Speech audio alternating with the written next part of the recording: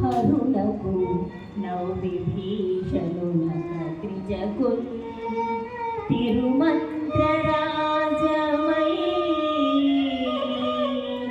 కరికి అహల్యకున్ ద్రుపద కన్యకున్ ఆర్తి హరించు చుట్టమై పరవిన ఎట్టిని పతిత పావన నామము జిహ్వపై నిరంతరము నటింపజేయుమిక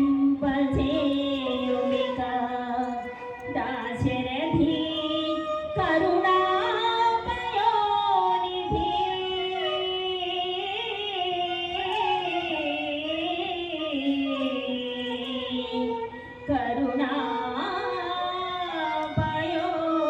కరుణామయోనిధి.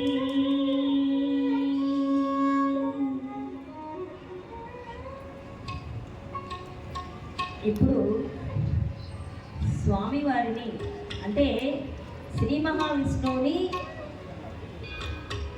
మనం కొలుచుకుందామండి. ఎలా అంటే మనకు ఏం కావాలి అని తెలిసింది స్వామికి. మనకి ఏ అవసరం ఉంది, ఎప్పుడు ఏమి ఇవ్వాలి అని తెలిసింది కూడా స్వామికి. మనం చేయాల్సిందల్లా ఆయనకి శరణు చెప్పడమే. ఆయన పాదాలు పట్టుకుంటే అన్నీ ఆయనే చూసుకుంటాడన్నట్టు. కాబట్టి అరసి నన్ను గాచిన అతనికి శరణు అనే కీర్తన ఇందులో 2-3 అవతారాలు కూడా వస్తాయి. ఇందులో 2వ చరణంలో ఒక చోట మిన్ను నేల నేకమైన అతనికి శరణు అంటే వామన అవతారం. మిన్ను నేల 2 ఏకం చేశాక వామన అవతారంలో, అది నాగేలు అంటే బలరామ అవతారం. ఇట్లా కొన్ని అవతారాలు కూడా ఇందులో వస్తాయండి. కనుక ఆ కీర్తన పాటించేస్తాను.